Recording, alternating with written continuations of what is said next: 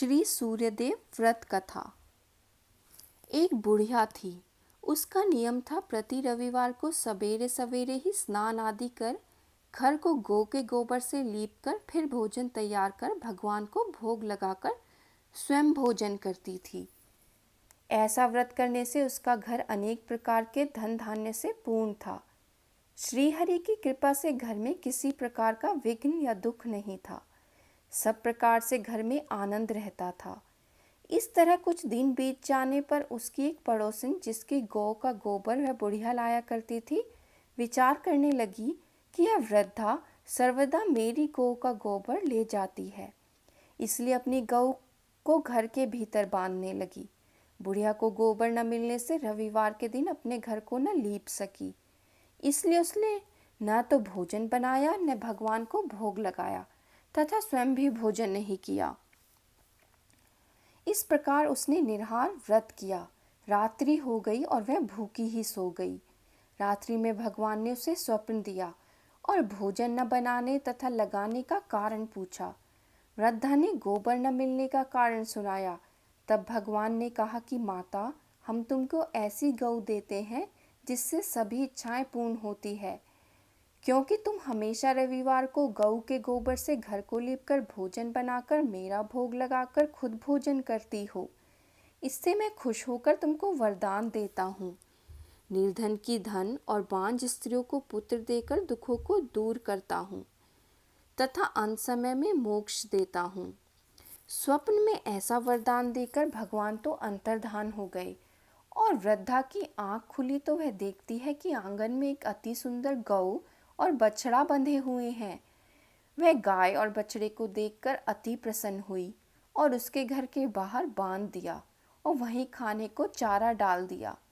जब उसकी पड़ोसन ने बुढ़िया के घर के बाहर एक अति सुंदर गऊ और बछड़ा देखा तो द्वेष के कारण उसका हृदय जल उठा और उसने देखा कि गाय ने सोने का गोबर किया है, तो वह उस गाय का गोबर ले गई और अपनी गाय का गोबर उसकी जगह पर रख गई। वह नित्य प्रति ऐसा ही करती रही और सीधी साधी बुढ़िया को इसकी खबर नहीं होने दी। तब सर्वव्यापी ईश्वर ने सोचा कि चालाक पड़ोसन के कर्म से बुढ़िया ठगी जा रही है, तो ईश्वर ने संध्या के समय अपनी माया से बहुत जोर की आंधी चला दी। बुढ़िया ने अंधेरी के भय से अपने गऊ को अंदर बांध लिया। प्रातःकाल जब बुढ़िया ने देखा कि गऊ ने सोने का गोबर दिया है, तो उसके आश्चर्य की सीमा नहीं रही और वह प्रतिदिन गऊ को घर के भीतर बांधने लगी। उधर पड़ोसन ने देखा कि बुढ़िया गऊ को घर के भीतर बांधने लगी है और उसका सोने का गोबर उठाने का दाव नहीं चलता, तो वह ईर्ष्या और डहा से जल उठी और कुछ उपाय न देख पड़ोसन ने उस देश के राजा की सभा में जाकर कहा, महाराज, मेरे पड़ोस में एक वृद्धा के पास ऐसी गऊ है जो आप जैसे राजाओं के ही योग्य है। वह नित्य सोने का गोबर देती है। आप उस सोने से प्रजा का पालन करिए। वह वृद्धा इतने सोने का क्या करेगी? राजा ने यह बात सुन अपने दूतों को वृद्धा के घर से गऊ लाने की आज्ञा दी। वृद्धा प्रातः ईश्वर का भोग लगा भोजन ग्रहण करने ही जा रही थी कि राजा के कर्मचारी गऊ खोलकर ले गए। वृद्धा काफी रोई चिल्लाई, किंतु कर्मचारियों के समक्ष कोई क्या कहता। उस दिन वृद्धा गऊ के वियोग में भोजन न खा सकी और रात भर रो रो ईश्वर से गऊ को पुनः पाने के लिए प्रार्थना करती रही। उधर राजा गऊ को देखकर बहुत प्रसन्न हुआ, लेकिन सुबह जैसे ही वह उठा, सारा महल गोबर से भरा दिखाई देने लगा। राजा यह देखकर घबरा गया। भगवान ने रात्रि में राजा को स्वप्न में कहा कि हे राजा, गाय को वृद्धा को लौटाने में ही तेरा भला है।